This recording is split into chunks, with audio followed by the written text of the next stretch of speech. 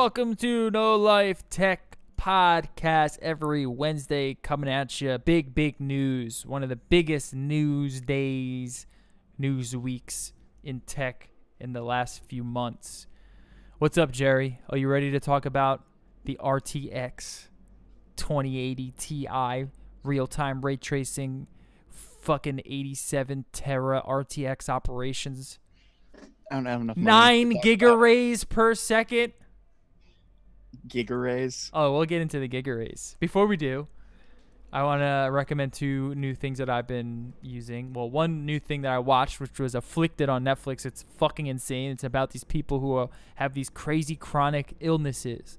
And it's interesting because you think they're hypochondriacs. Like, it's really, you're thinking like it's all in your head. But these people are actually suffering. So it's kind of like you're like, all right, are they suffering because of past trauma? And they kind of go through that. Jesus, fuck. Can you hear that? Yeah. That's a fucking drum line outside my goddamn house. I hear that, yeah. That's oh my fine. God. That is so obnoxious. My dog thought it was thunder. He was just freaking cowering over. Anyways. Yeah, so you think that these people are kind of faking it, but like they go through their stories, and like one was like an actress who had it all, had the entire life, and then all of a sudden just started not feeling well, and then she's like literally like bedridden. One woman is like allergic to like the fucking Wi-Fi waves in the air, and you're like, come on, are you really allergic to that shit? Or like, and it like after a while they tell the story, and you're like, maybe she does have these weird chronic illnesses. One dude was a YouTuber who has like his show is getting picked up on Nickelodeon or Comedy Central or something, and all of a sudden he just started feeling like shit, and they think it's like real bad Lyme disease, but they can't tell. They don't know how to cure him, man. He just feels like shit all the time, can't do anything. And it's just really interesting seeing that, because it goes through like, are they hypochondriacs? Is it just all in their head? You don't really know. And they don't really answer it at the end. All you do know is that these people are suffering. And then I want to recommend a piece of software called ODrive. So I don't know how many other people are like me, but I use Google Drive, OneDrive, Dropbox, iCloud, Amazon S3, and I think like another cloud storage system. ODrive lets you put it all into one little thing, and it syncs it all. Makes it super easy to do that. And I highly recommend it if you have all of these different drives. So you can essentially get a lot of free storage and then consolidate it so it looks like it's just one thing. They also have Smart Sync. So what it is it'll go on your PC, and you can browse all of your files like it's all on your PC, but it actually doesn't take up any space. It only takes space when you want to open it or download it on your PC. So for instance, I have my Amazon S3 account hooked up to it, and I have my entire podcast library on my PC now. Normally I have to go into the whole Amazon thing online and view it, but now it's on my PC, and I can download any episode I want, but it's not taking up any space. It's just I can view it there. So it's a really cool service. Check it out, ODrive. Yeah. I had no idea it existed until yesterday. No, looking through this looks pretty great. Yeah. Because you could set it, I mean, they have all services. There's Box, you could set up your Gmail. It's pretty cool. And it's fully encrypted too. Fully encrypted? This is pretty interesting, yeah. Yeah, check it out. I highly recommend you check it out. I don't think it's always free or 100% free, or you might have to pay for some services. And there's also a beta option somewhere, but I mean, I think I'm going to pay for it once my trial runs out or something, just because I love that Smart Sync option. And it's just, I have all their services, and it's nice to consolidate it. There is a lot of free services, and then there are premium services that cost $8.25 a month. Yeah, that's actually not too bad, considering a lot of these storage services are free for me. I'm not paying for Dropbox, you know? Linking it all together is free, everything like that. Yeah. Yeah, it's dope. And it sits right on it works Mac and PC, and it syncs across both, and Linux. And Linux. That's the big thing that I'm really like, oh, okay. I don't know how they do it either. I really don't. It's pretty crazy, because it does sync on all devices. It syncs on all different platforms, and it syncs them all synchronously with each other, which is weird. Yeah, I'm going to have to look into this. Because getting especially like Google Drive, getting that to work on anything that isn't Chrome is a headache, Really. to be honest. Like trying to just have like a downloaded app to your computer, Mm. like say on like Linux, is kind of annoying to say Mm. the least. Because they built everything into their Google apps, Mm-hmm. like their Chrome apps, and you can't really run Chrome on Linux. Mm-hmm. Yeah, So it's check out ODrive, dude. You might like it. Like I said, I had no idea it existed. I was like, cause on my Mac I have all different storage options, and I'm like, how? I wonder if there's a software that just puts it all together. And I found ODrive, and I was like, oh shit, this is awesome. This is exactly what I'm looking for, and better. okay. There's an app. Okay. All right, so let's get into the news. First thing we're talking about, the RTX 2070, 2080, 2080 Ti. A lot of controversy, a lot of polarization. Is it everything you ever wanted? To me, I'm excited, dude. I'm excited until I see the price. Yeah, all right, so let's get the price out of the way. $600 for the Founders Edition right now for the 2070. $800 for the 2080. $1,200 for the 2080 Ti. These are Founders Editions. Which is always normally is always more expensive. Normally always more expensive. This time, based off of pre-orders, that's cheaper. That's where that gets scary for me. Yeah. Yeah, Entirely. so we know the GPU market hasn't been very fond of savings lately. And but I think because of all of the price increases and the fact that the 10 series is still very desired, I think you won't have a problem getting these cards, at least getting the 2080, 2080 Ti. Getting the 2070 might be difficult, especially once we see benchmarks, and they're saying it's a lot faster than last year. I definitely want to wait for benchmarks, but I don't. None of these cards scream mining cards to me at all, and it's mostly just because they're all really high TDP. Yeah. These cards run hot. Yeah, they're high TDP. They're hot. They're so hot they actually had to change the Founders design, which is now awesome because there's 2 vapor chambers on here with 2 blower fans on it instead of like the suction blower fan that it used to be. The shit one, yeah. Yeah. But like no, like which is going to be interesting for AIBs to try to compete with. If anyone remembers last year when we were making fun of Vega, this is pretty much Vega. Like TDP wise. Yeah, they're hot. They're hot. But that's like even the 2070, they're like recommending a 650 watt power supply. That's insane to me. Yeah. But the real story here is real-time ray tracing. We're getting it. We're finally getting it. And from what we see with some of these game demos, so it's going to be released with Battlefield 5, Shadow of the Tomb Raider, Metro Exodus. These are the 3 games that they showcased in the demo or in the press release.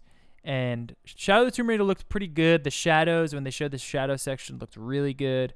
Metro looks excellent the way they showed the indirect lighting and the way that ray tracing works in terms of just overall ambiance. But Battlefield was really, really impressive. And everyone that has been talking about it has said, like, that's the most impressive demo. Not only because they were able to implement it well into the game, but they were able to implement it well so fast. Like, this game's going to be released any day now. Nope, I'm going to eat my words from last week. It didn't take 5 years. It might take 5 years for everyone to get on board. No, it's still going to take 5 years for everyone to get on board, I think. Because like right now we're looking at 21 titles that have varying levels of how much they're using it. But some of these games look phenomenal. Yeah. Well, they look phenomenal with the light. The ray tracing is amazing with the light, and some of them look amazing. Mm-hmm. But some of them do have what I'm going to think is going to cause like immersion breaking, where like some of them in some of the demos they've shown off, just the background with the lighting just looks phenomenal. And then you see a character model or like a bus or anything moving, and it just completely breaks that immersion because they look like 2 different eras of technology, and they are. And that's not really the Nvidia's fault either. That's more of just the developer's fault. But I know you're saying, like, because of how well the ray tracing looks contrasted with the character models, it is a little bit weird. I mean, there's a reason why a lot of these demos are like Look at the background. Yeah. Don't look at anything you're supposed to be looking at. That looks like garbage. But look at the background. It looks great. So here is the trailer, the RTX trailer for Battlefield 5. And one of the things that is interesting is that the way that they would have to render reflections and ray tracing before was if it was in the scene, then it would be able to be reflected appropriately. Well, now with real-time ray tracing, it doesn't need to actually be in your line of sight for it to reflect. And they showed that across the windows. And I did a pretty good job explaining it on the RTX video that I put up yesterday. So go check that out. But that's really cool because now you're going to be able to feel sort of the ambiance of what's going around you. So if there's like they showed like this flamethrower shooting on alongside you, but you can't see it in the scene. Normally when that RTX is turned off, there's just no reflections. But when they turn it on, now you can see the flamethrower in the windows. You can see the hue of the fire sort of bouncing off the different textures, bouncing off the wood of the gun, which also diffuses the light more so than it would bounce off the metal of the gun, which would send the light back in a harder fashion. So all like the way that it all kind of came together in the Battlefield 5 demo was really, really cool. Nonetheless, a lot of the big criticisms is like, how much is this going to impact performance? And that's a big question because looking at the comments, a lot of people really don't give two shits about reflections and shadows. You know what I mean? A lot of people really don't care. They want their games to run at 4K. They want them to run really fast. They want them to run really smooth. And I understand that, especially if you're playing, fast-paced games like competitive games. You want it to run as smooth as possible. So that's a big question that hasn't been answered. We really don't know how much more powerful it is on a pure spec level compared to the 1080. And this is a completely new architecture with completely new, it's got a completely new measuring system. So they can't even really compare it in terms of like where it's at on that level. Yeah, I think that is the big concern is like, ooh, if I'm going to put in Battlefield 5 at 4K, like if I turn this ray tracing on, am I getting 30 frames? Right. Am I getting 20? Like it looks great, but I might be getting 24 frames in cinematic quality. That's when you have to buy another one, and then you have to set up the NV link, and then you're $2,400 deep. You're more like no, I'm gonna say you're more like 3,000. Then you got some nice ray tracing going. But I mean that's cool to me because that's what the bar. That's what PC gaming is about. It's about really pushing that bar of fidelity. Right now we were just at a resolution war and a frame rate war. How much resolution can you get at the highest frame rate possible? Well, now that's not so much the case anymore. Now it's real-time ray tracing. Can you get the best ray tracing at the highest fidelity along with high resolution, along with shadow occlusion, along with all of these new features that Turing brings us, along with a fast frame rate? And that's really that next step, that next new sort of frontier that we're entering in with PC gaming, which to me is exciting, and that's kind of why I want one of these cards. It's not so much. I'm always more of an early adopter. You know what I mean? I'm excited and I want one, but then I look at my wallet and I'm like, maybe I'll wait 6 months. Yeah, I mean, and it would be smart because I have a 1080 Ti now. And that's a fucking phenomenal card. And if I order a $1,200 graphics card, and it does do the ray tracing, and I get to check it all out, and it looks great, but it doesn't run in at a respectable rate, where I would have to turn it off to run it at 60 frames per second. Like, to me, it has to at least run at 60 frames per second. It doesn't need to be 4K, but it has to at least run at 60 frames per second, ultra settings, 1080p. If it can't do that for all AAA titles, then it's a really hard sell for me right now, and I might have to wait because the reality of it, a lot of these games won't even have the RTX options. That might be, like you said, another year or 2 years before more and more games, AAA games, start picking that stuff up. And then I think it might be a better idea to go and get the new Turing cards. But as someone who likes the early adopt tech and it's hard for me to not want to see how this real-time ray tracing looks because from the demos I was super pumped. I mean, if these cards actually come out MSRP, I would be ecstatic and probably buy one. Like the 2070. Oh yeah, if that actually, because right now Founders is set at 600. The MSRP is supposed to be 500. If those cards in a couple of months actually are $500, that's beyond a beast of a card. Yeah. Like that's insane. It can actually do the ray tracing to an extent, which would be cool to like see it happen and test it. But the rumors that Nvidia is trying to peddle is that is as good as a Titan XP, which is the same thing as a 1080 Yeah. Ti. Like that's absolutely insane for $500. My concern is these cards are going to cost $800. They're going to be hard to get, especially that 2070. Yeah, so like if that goes north to like $700 for 1080 Ti performance, you're like, well, that 1080 Ti is on sale for $400. I'm just gonna buy that. It's actually on sale right now for 600 if anyone wants to pick up a 1080 Ti, a B&H photo. Yeah, and I'm expecting that to keep going down. Actually, like, it just went up.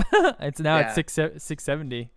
But like What the fuck? I'm expecting those to start going down once these cards are actually out. Because like I was seeing B stock 1080s for $300 at points. I can see the 1080 going down to like 350. Mm-hmm. And if like a brand new 1080 is like 350, like yeah, dude, that Especially now makes when me worried for the RTX 2060 whenever that comes out. I don't think they will come out. I heard rumors that it wasn't. They do have a plan for that eventually. I think it would In a make couple more months. sense to just keep, because it's gonna have to be so much. We really don't know anything. Yeah, That's the problem. We don't know how these cards act in terms of There's raw no- performance. we won't have benchmarks for a month. That's the most aggravating part of all of this. Yeah. Yeah. And there was some let's see if I put it in the news. I don't know if I did. But there was a German site that uploaded footage from them at the convention showing that Shadow of the Tomb Raider was running at like 45 30 frames per second with RTX on 1080p. And you can't really go off of that because that's an unreleased game. That's not an optimized game. The drivers aren't optimized. You know what I mean? Like, that's just not the ideal situation. Plus, it's a Tomb Raider game. Those games always run a little bit worse than normally. Yeah, but still, it's a little worrying. Rough. Yeah. It's a little worrying. So it's like you can't really go off of anything right now. You're just going to have to wait until people get them. The only things we can go off right now, this is the biggest problem. This is why I want benchmarks. It's like any tech world where the only things we have going off is Nvidia's press release. They're going to say whatever the fuck they want to make you buy this goddamn card. Yeah. And they did do a good job of explaining to you what ray tracing is, why this is the new frontier of gaming. This is the way it's all moving. This is not Hairworks. This is like, it's not just anti-aliasing. Right now it's Hairworks. In 5 years it won't be, but right now it's Hairworks. Yeah. This is where, just because of the amount of money and time that these developers are going to save by implementing ray tracing, they don't have to hire someone or spend resources on making sure that the reflections in that guy's eyes show in that scene. They don't have to worry about the reflections in the windows showing in the scene now. It just does it for you. So they're saving a lot of time and resources that they can put towards stuff that we care about, which is gameplay elements, character development, story, getting good voice acting from actors, stuff like that they can spend money on now. And it's going to be, I mean, if you're a developer, you would just say, okay, let's use the RTX stuff, let it ray trace for us. We don't have to worry about that. We can use that money somewhere else. And then you're locked into the sort of Nvidia ecosystem. So then I'm wondering, like, how is AMD even going to respond with this? Do they have some type of live ray tracing option down the pipeline? If not, is Nvidia going to allow them to start using this technology? Probably not. You know what I mean? This is really, really interesting. I don't know how AMD is going to sort of keep up, especially in terms of just raw performance and price. You know, we saw how Vega kind of turned out. Once this new, if it's really 6 times faster than Pascal is in terms of raw performance, man, AMD's in trouble. Another cool aspect of the RTX, which I didn't really get to talk too much about, but it's that new machine learning super sampling, the DLSS, I think it's called. I need to bring it up exactly. deep learning super sampling. So what was interesting about this was that they showed the Unreal demo, the Infiltrator demo, running at 4K 60 frames per second. Flat, straight up 60 frames per second, 4K. And you can't do that with a 1080 Ti. You're getting 30, 35 frames per second with a 1080 Ti right now. So that's promising, especially since this deep learning super sampling, from what they said, basically takes, it's like codified memory from a supercomputer, one of their other systems that they use. They codify the memory, they input it into the mathematics of this card, and it uses that memory through the GeForce experience, through the online drivers and stuff, to optimize these games and super sample them in a way that just makes them run a little bit faster, a little bit smoother, a little bit better. It gets rid of a lot of the artifacting. And I mean, when you have like the technology like this coming out from a GPU operator, someone like AMD who really just relies on pure specs, pushing out pure hard horsepower, it's kind of like interesting to see how they're going to compete, because they can honestly keep driving these prices down if they wanted to. They don't have to right now, so they're not going to, but they will. They will once there's some sort of competition in the market. And I find that AMD's in a pretty rough spot right now, you know?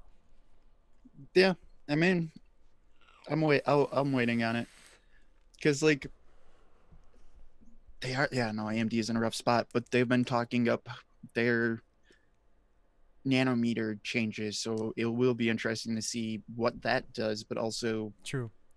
I mean, all of this has to have been at least 7 years in the making. I 10. think they've been well, yeah, dude, I've been hearing about ray tracing since World of Warcraft launched.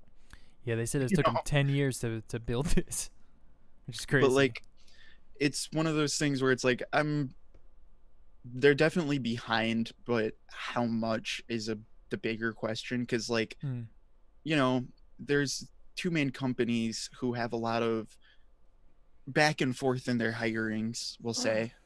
I'm sure they had an idea this has been going on for a long time, and I'm sure they've like at least made progress towards something similar.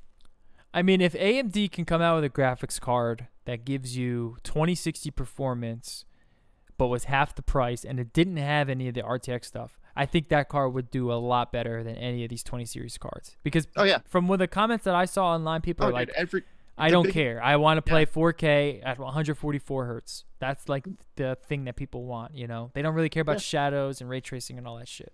No, the biggest consumer always has been and always will be bang for your buck. Yeah. It will always be the biggest consumer market. And I think AMD can really compete in that market, but they're going to need to answer real-time ray tracing pretty soon, in my opinion. Especially in the console market, because AMD is running the console market right now. But I mean, if this allows developers to, like I said, save a bunch of time and resources, it just makes sense for them to want to put it in consoles as well. So then they're going to have to add the Nvidia cards into consoles and the Nvidia GPUs. That's going to drive prices up for consoles. But I mean, where else are consoles even going right now? We don't even know. I think that's where those deals are going to have to start coming in. Just because consoles can't go up in price. No. Like, they just can't, because no one would buy them otherwise. Yeah, it would have to be, I mean, a 2070 in a console, somewhat of a 20. I mean, console GPUs are always a little bit goofier. No, they totally are. All of the console parts are goofier. I mean, your console right now is an 8-core borderline ARM chip from AMD from like 7 years ago. Yeah. Like that's every console's chip right now. Yeah, they're really like weird. They don't have to worry about CPU power. Right. You know, the graphics card is basically a 470. So like, it is interesting. So like, I think that's where it's gonna have to be working out deals to be able to do that, because no console manufacturer is gonna be like, yeah, we're making $1,000 console. It's not gonna fucking sell. I don't know though. Maybe they will. How much is the Xbox One X? 600, something like that. That was 5. Lower. Yeah, it might be 500. Which is already not a good seller, because it costs $500. It's $500 just for the console. Yeah, $1,000 would be way too high, but it wouldn't be. I would say. I mean, I say 600, 700 for console. The next gen console doesn't seem too crazy to me if it can implement the ray tracing, if it can implement all of the occlusion details and all that stuff. Because if they're just going to go on a pure spec bump with the next generation of consoles, they're not going to sell that well anyway. You know what I mean? 4K is the limit right now. No one has a higher 4K TV. So they can't really, to do something new, they're going to need to kind of go towards that sort of technology, I think. You know what I mean? Rather than just saying, okay, this is 4K, but now every game runs 60 frames per second. That's a given. That's where you're going to have to go anyway. I think that, like I said, I think that's where that 5-year mark comes in, kind of. Where, like, eventually we can see that technology being more used everywhere, but also prices coming down. Yeah. Because no one's going to make a console with one of these cards. No, not anytime soon. Maybe I would say another 3 years. I think 5 years is still a little too much, especially since Battlefield. For console? Yeah, for console. 5 at best. Console's 5 at best. Well, we're already hearing, stuff about PS5 or whatever. I mean, crap, dude. Ryzen's already been out for 2 years now, and finally someone in China made the first Ryzen-based console. Oh, really? Yeah. What's a Ryzen-based console even look like? The cool Chinese one we talked about a couple of weeks ago. Yeah. Like that was the first one that wasn't using Jaguar cores. Yeah. And Jaguar is literally like 9 years old, I think. Yeah, that's so no, crazy. it consoles are a bit behind when it comes to that. So no, I think 5 years is like generous, to be honest. Yeah, I guess 5 years would be good. I don't know. I'm super excited to play Battlefield 5. That's for sure. This game is hyping me up, dude. There's so much bullshit around this game, too. The pre-order sales compared to Call of Duty were 85% less. Who the fuck is still pre-ordering Call of Duty, for one? And I'm just so surprised. No, I'm definitely not fucking pre-ordering Call of Duty. I'm just so surprised that not as many people are hype on Battlefield 5. I think this game is shaping up to be phenomenal looking. No, I think Battlefield looks better than Call of Duty. Oh, but for sure. I'm totally in that biased Battlefield camp of I've always thought it's better than Call of Duty. So for sure, I'm surprised. It really surprised me. But there's this whole like SJW, anti-SJW argument going on, and I don't know. I think it's that, and then it's because it's COD's going back to Black Ops for the 4th time, and everyone's like, "Oh yeah, Black Ops was the best." I guess. So they all want to play Black Ops, and it's just like, sure, dude, playing the 4th version of Black Ops. Yeah, I'm not too hyped on. I'm hyped to see the fucking battle royale mode. Like not even 10 years old, and you're playing the 4th version. All right, moving on. Man, there's a couple big stories here. Microsoft has found Russians targeting Senate and conservative think tanks. Another case of hacking by Russian government. Parts of an operation linked to Russian military intelligence targeting the U.S. Senate and conservative think tanks that advocated for tougher policies against Russia were thwarted last week, Microsoft announced early Tuesday. So essentially there was these sites run by Fancy Bear, a Russian agency known as Strontium, and they were basically trying to hack into these Senate accounts and conservative think tank accounts. And essentially this was because of how there was talks about, tougher policies against Russia.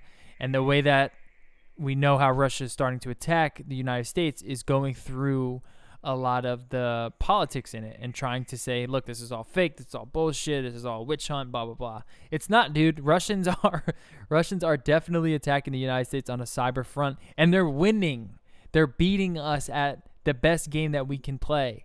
It's just crazy to me. The politics around this are just, they're so dumb. I don't understand how my libertarian brothers and sisters are so fooled by what's going on. It just baffles me. I watching Sargon of Akkad the other day talking about how he wants the government to interfere and step in and fucking regulate Facebook and Twitter and all these private companies. It's just like, this is everything against your own your ideology. This is insane. The opposite of libertarian. You're fucking losing your goddamn minds. This is nuts. So what happened was Microsoft. No offense, that's libertarians. Hey. Microsoft found out that these people were hacking, and they were able to control the sites and get it all shut down. And they had to bring it up. They were like, "Look, you're getting hacked." And what happened is, again, a whole political sort of debate upon what to do with this and how we're gonna kind of press forward on this.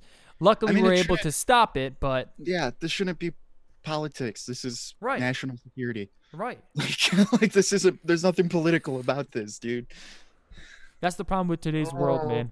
Everything is fucking politicized. And because the way the Trump administration has politicized the way Russia hasn't been involved in U.S. politics, anything involving Russian hacking automatically becomes politicized, and it automatically gets downplayed. And then until something crazy happens, we're all going to be wishing Microsoft, step their game up. So shout out to Microsoft for being able to thwart it and catch it. But this has been known. So parts of the NPR podcast today, they were talking about, this is the old news. Like, they know that this has been happening for a long time. This is just the earliest situation of this. This is the most drastic of it because it's closer to midterm time.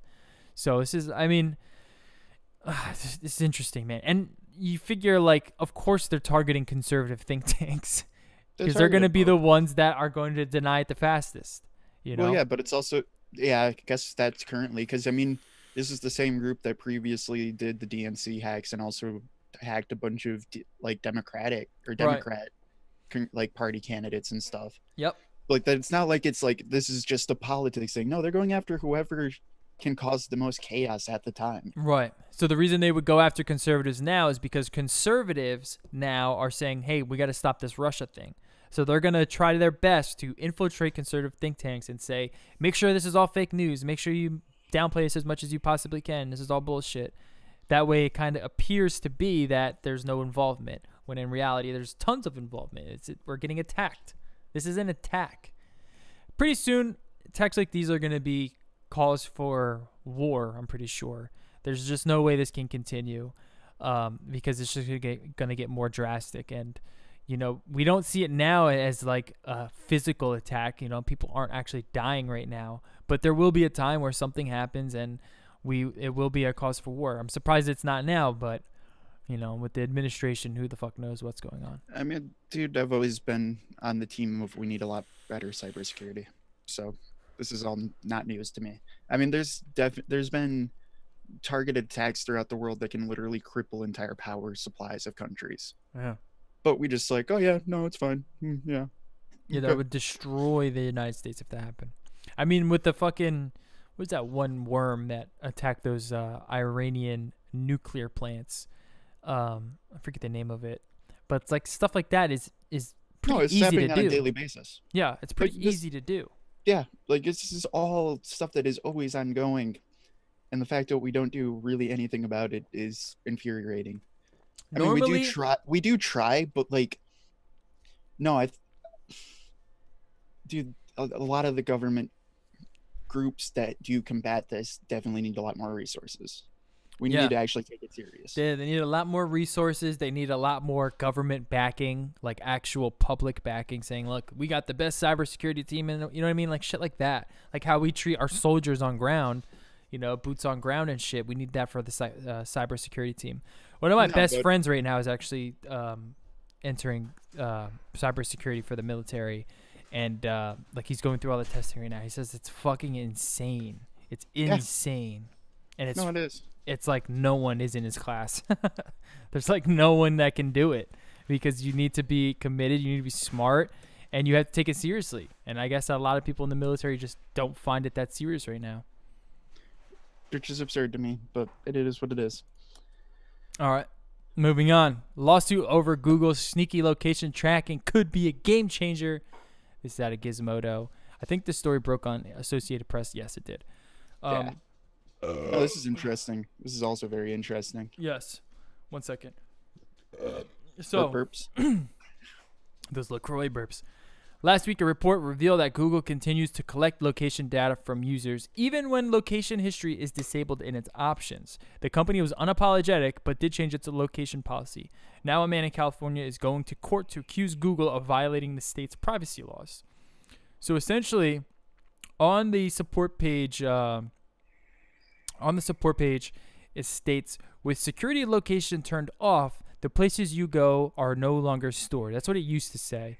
But that wasn't entirely true. In order to fully opt out of having your location activity stored by Google, you have to also pause the web and activity control as well.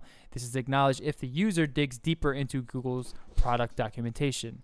At the time, Google defended itself, saying, we provide clear descriptions of these tools and robust controls so people can turn them on or off and delete these histories at any given time.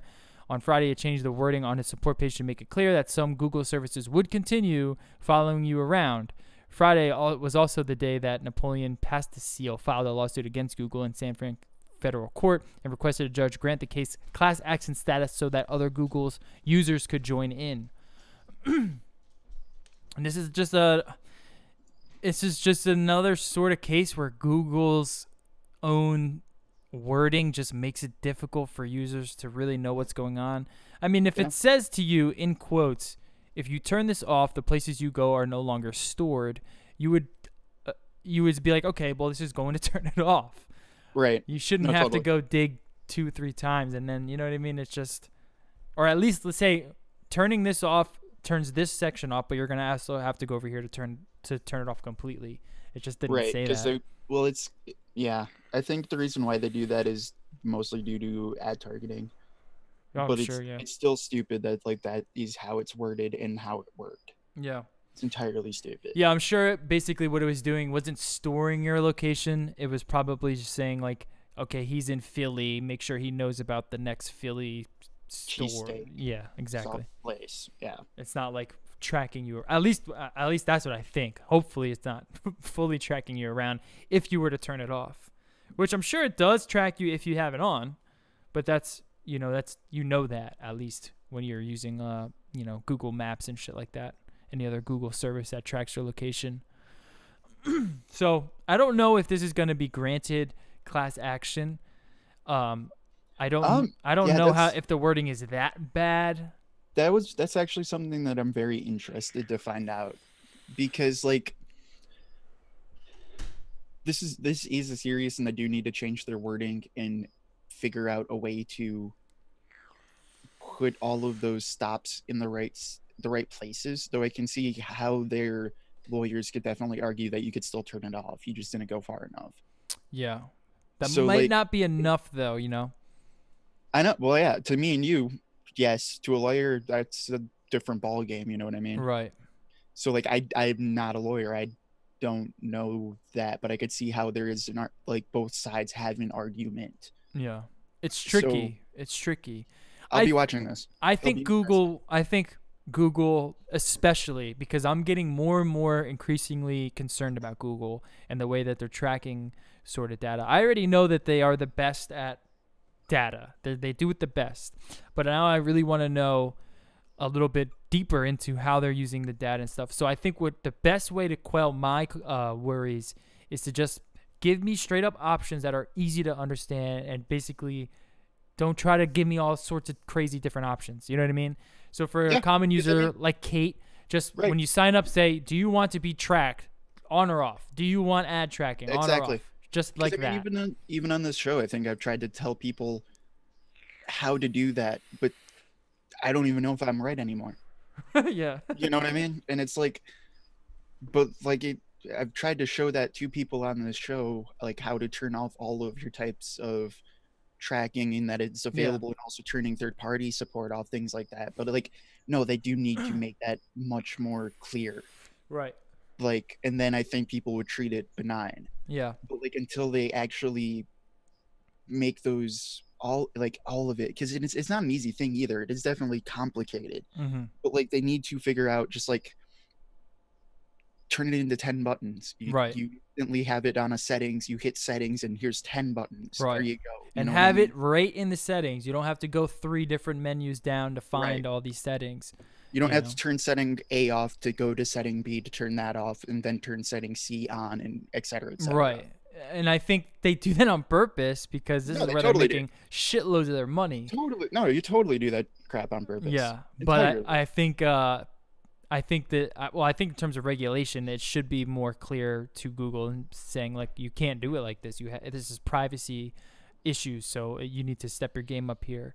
So the second count builds on the first and claims Google violated the plaintiff's reasonable expectation of privacy. So you're basically expected That's to where be private. that one has a lot more clout to it. Yeah, that's what I think too. Yeah. That's pretty interesting because, you know, you're expecting certain privacy when you, especially when you read your location is being turned off when you turn this thing off. That's a reasonable expectation of privacy, and then they kind of go around it. This claim goes on to say that Google engaged in true tracking of location history deceptively, an indirect contradiction of the express instructions of plaintiff and the members of the class.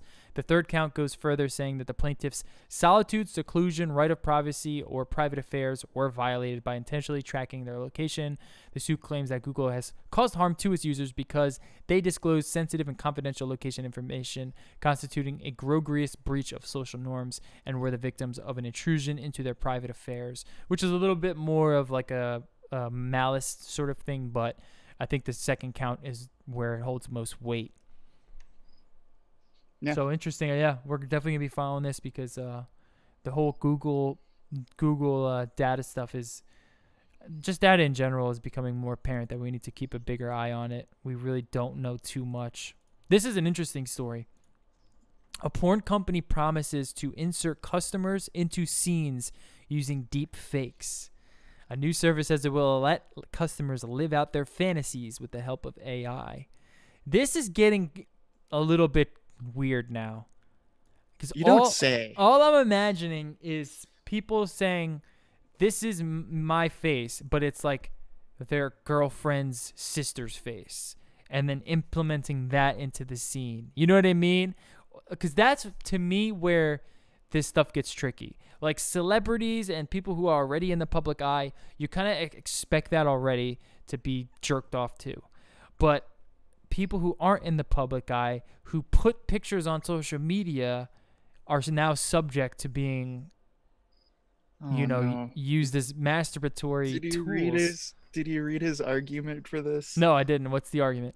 Deep fakes don't hurt people. People using deep fakes hurt people. That's amazing, dude. He's got a point. Oh, no. He's just trying to use the gun argument. He's got a point, though. This is so stupid. He's got a fucking point, man. That is so stupid. But is it, though? Because what is this world, dude? This is going to be wildly popular if it works out pretty well. If they can do it well, this is going to be so popular. It's going to make them so much money. I like also the top comment. Thousands of dollars this is going to cost. At that price, I could pay a model fucker and film it. I mean, he's got a point, too. He's definitely got a point. Thousands of dollars. What? I'm going to start my own service, dude. $5 a month. I'll implement all your deep fakes in there. Yeah, so... Oh, one of these porn companies is Naughty America. Naughty America is going to be doing it. Yeah, that's interesting. Who's using the deep fakes don't hurt people. People with them hurt people. Oh my god, I like this guy. I didn't know it was that company that big. I thought it was just some dude. Interesting. All right, cool. So we'll be keeping an eye out on this story. I'll let you guys know how it goes. It's not out yet, it doesn't seem like, but there are some sample clips you can check out. I can't play them here, obviously. They look so terrible, dude. Dude, some of them are indistinguishable, though. Some of them are insane. They have the I didn't look at the sample clips. No, if you go to the Fast Company, they just have sample pictures from their example that they released.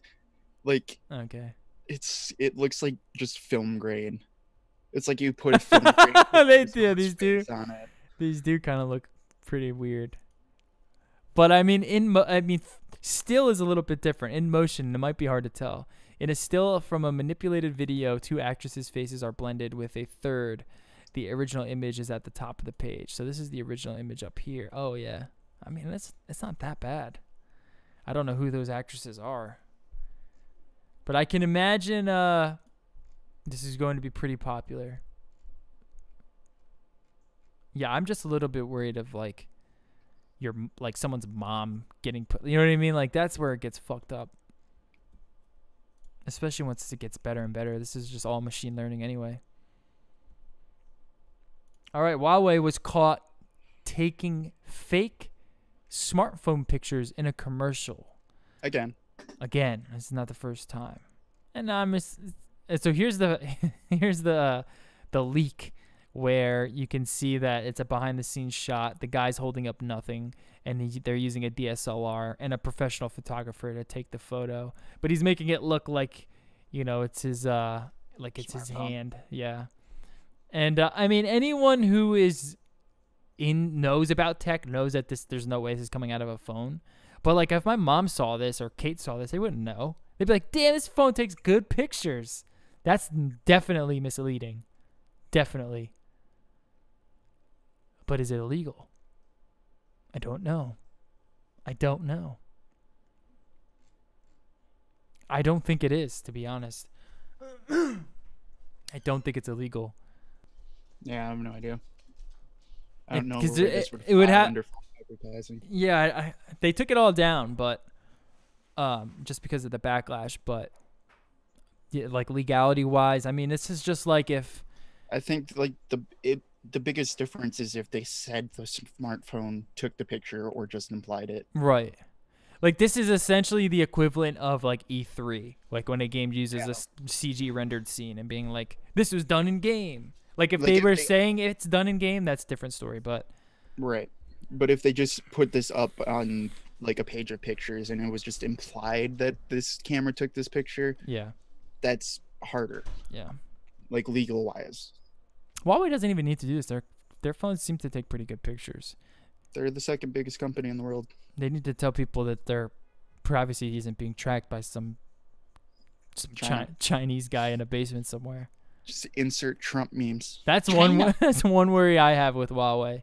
This is the only one. Entirely, but at the same time, I wish that wasn't. I want them to quell that concern so badly. I know. Because they definitely have a couple of laptops that I just look at like, oh, yeah, they're dope. I want this. No, that MateBook I think we talked about a while ago, they released a version that uses the Ryzen processors. It costs like not even $600. Oh my god, that's awesome. And it's just like, dude, that is like the ultimate cheap laptop. Yeah, this is it here.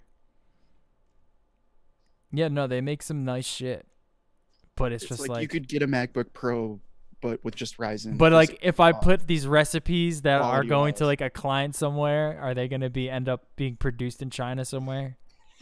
Who knows? The only so yeah, if they could quell those fears, that would be awesome. But I totally get it.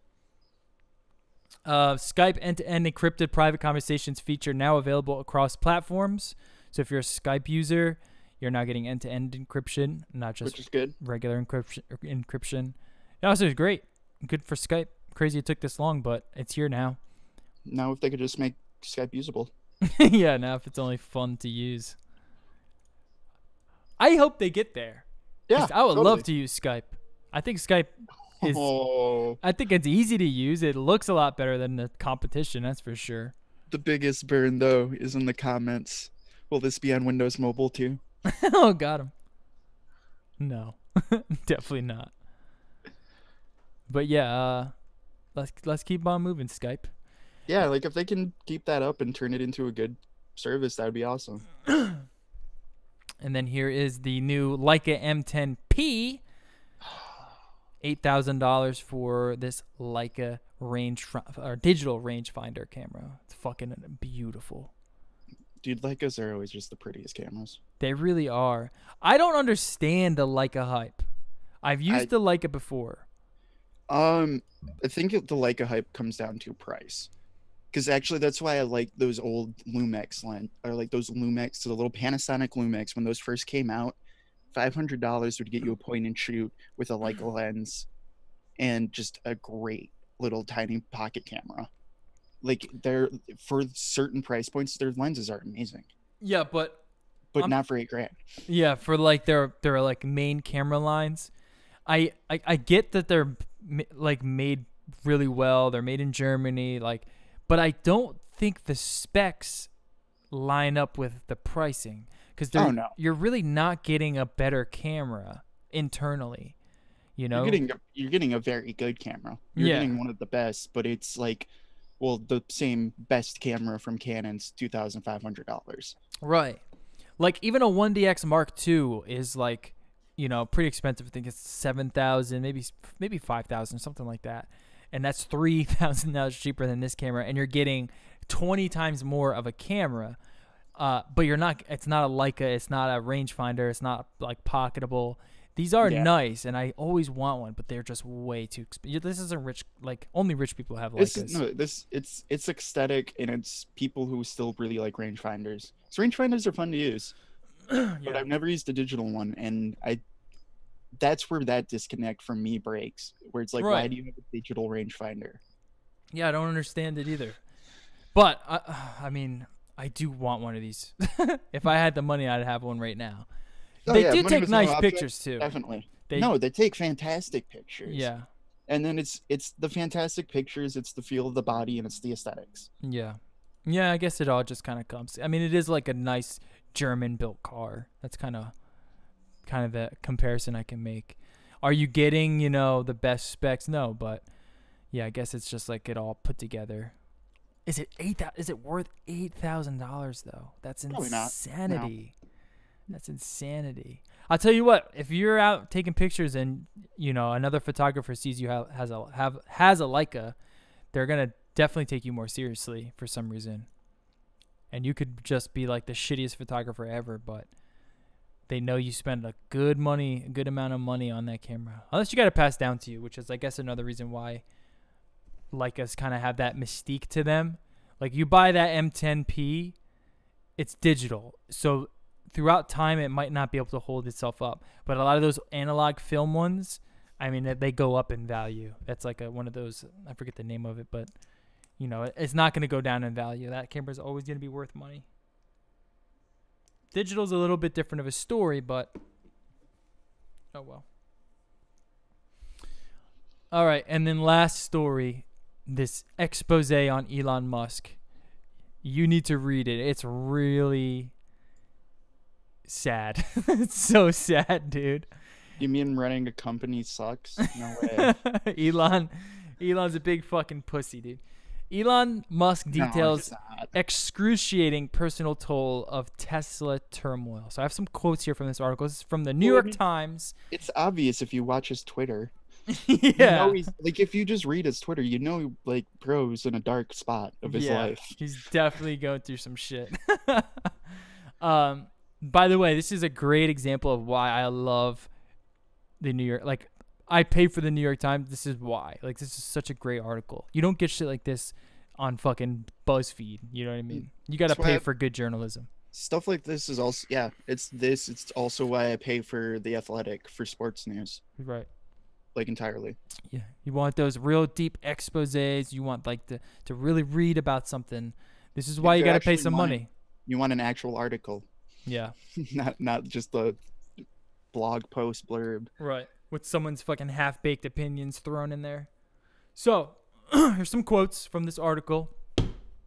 I also did a video recently about Elon Musk and his tour with MKBHD. I found that very entertaining. Elon Musk was at home in Los Angeles, struggling to maintain his composure. Quote, "This past year has been the most difficult and painful year of my career," he said. "It was excruciating." Tesla has been hit with a lot of investor issues. A lot of investors think he's a fucking joke. His company's production issues are mounting. And he's just got a lot on his plate, dude. He's fucking Elon Musk. But what's interesting about this article is, like, you see the humanity in him, and you can just, like, you kind of feel for him. You're like, damn, dude, like, you took on way too much more than you could chew. You're riding that Tony Stark high for a little bit too long. In an hour-long interview with the New York Times, he choked up multiple times, noting that he nearly missed his brother's wedding this summer and spent his birthday holed up in Tesla's offices as the company raced to meet exclusive production targets on a crucial new model. Asked if the exhaustion was taking a toll on his physical health, Mr. Musk answered, "It's not been great. Actually, I have had friends come by who are really concerned." So this is one thing that I've read consistently, is that he's always at the Tesla offices. He's always there trying to fix production, trying to speed it up. He's really trying to make this company work. And it looks like he almost missed his fucking brother's wedding because of it. He said in an interview that he wanted to offer roughly 20% premium over where the stock had recently been trading, which would have been about $4.19. So this is when he made that tweet where he's like, thinking about going private, gonna put it at 420. He decided to round up to 420, a number that has become code for marijuana and counterculture lore. Quote, "It seemed like better karma at 420 than at 419, he said in the interview. But I was not on weed, to be clear. Weed is not helpful for productivity. There's a reason for the word stoned. You just sit there like stoned on weed." So if you're worried about Elon smoking weed, he definitely does not smoke weed, because no one says I was not on weed. There were times when I inject the marijuana. yeah, but he just rounded up 419 to 420, because 420 is just a better number than 419. Let's be serious. Quote, "There were times when I didn't leave the factory for 3 or 4 days. Days when I didn't go outside," he said. "This has really come at the expense of me seeing my kids and seeing my friends."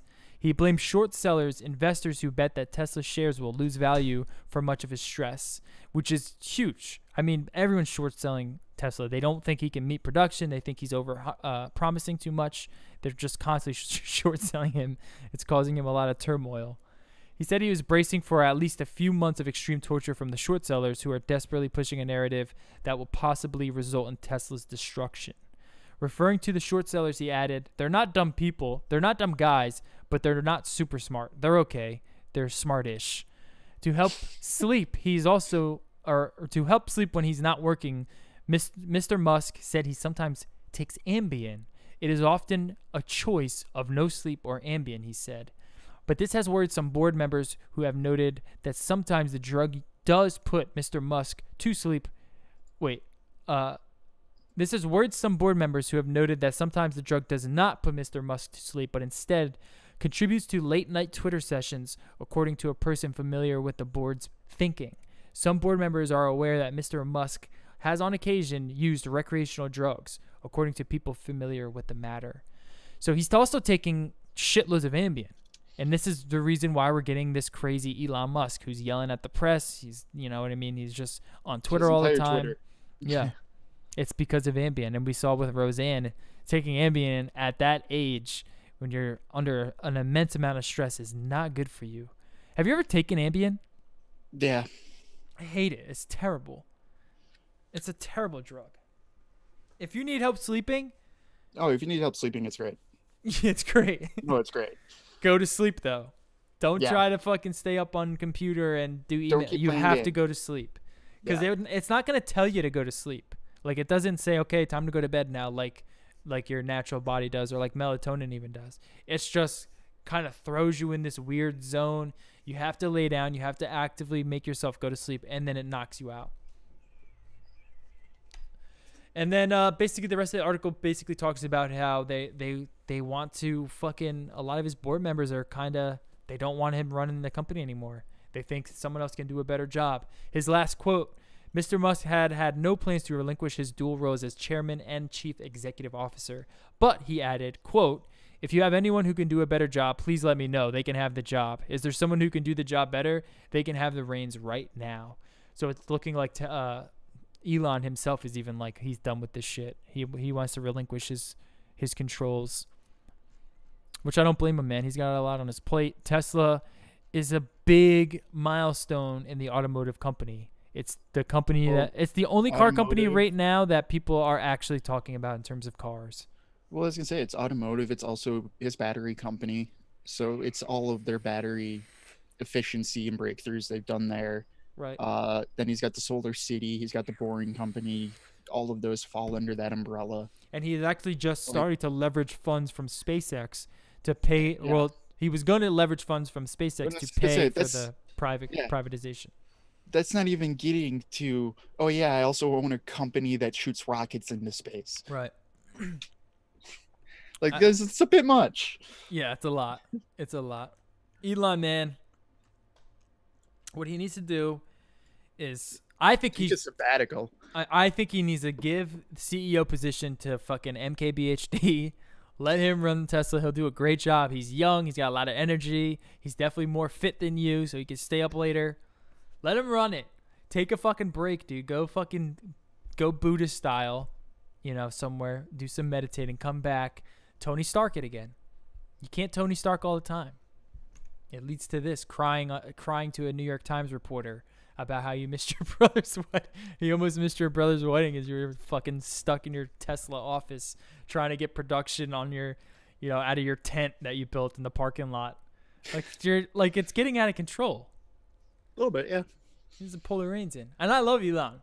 This is why I love being critical with him, because I think he is like, he's like a role model, dude. He's new age role model. To put it into sports terms, he's a generational talent. You know what I mean? Like, it's fucking beautiful. Yeah, like he is fantastic, but like he's gotta bring some of it in if he expects to like achieve with all of them. Yeah. I mean, whether you're a generational talent or not, like there's only so much one person can do. Right. Yeah. Yeah, and you don't really hear like Elon's team. Like he doesn't have like a team. Like a lot of, like with Apple, for instance, where you have Tim Cook, you have Johnny Ive, with every great company has a team. He needs a team. Grimes is not on your team, dude. Azalea Banks is obviously not on your team. Stop dating these weird indie rock stars. Get yourself a team together. Go take a sabbatical. Come back and give me the fucking Model 3. And let's go. And then you'll be off to the races. Once the Model 3 is on production and it's moving and people are actually buying Teslas, they can go to a store, they can buy it, and they can leave the store with the Tesla. That company is going to be known in the history books as like one of the greatest engineering feats of our time. But it's not even close to that right now. Yeah, it's that, and then it's also... Yeah, because it's even harder than just that. They have to figure out all the production and actually get people to buy them. They have to be able to make the base model that they promised everybody. Right. But there's also the problem with Tesla is they still have to also keep building out infrastructure across the entire US and world. Yeah, all the time. That's what I don't get about all of these, and I agree with you. Each one of these companies is like, just one of these companies is literally a lifetime of dedication to make work, and you have 3 of them. Yeah. Right. That's crazy. Well, that's why he's Elon. That's why there's no other Elon. All right, that's it for the podcast. We'll catch you guys next week. I'll probably see you guys throughout the week with some new videos. I like doing these commentary videos. They're easy to do, and I can put them up quick. I have a Madden 19 quick review coming. I'm taking back everything I said about it. I don't think you should buy it. And I have a FouseyTube expose coming, which is going to start to bring in some extra drama. I like the drama stuff, so I'm going to start doing more of that. And that's what I'll keep on the other stuff. Yeah, that's what we have so far. At least we could do that for now. I do want to do more tech review stuff too, but I don't have much new tech that I can review yet. So maybe I'll review his microphone or something. All right. 1 month. What'd you say? 1 month benchmarks. Yeah, benchmarks. Field day with that. Yeah, I'm definitely getting a car. That's for sure, dude. It's coming. You want to see all those fucking giga rays? Subscribe now, and we'll see you guys later. Peace. Peace.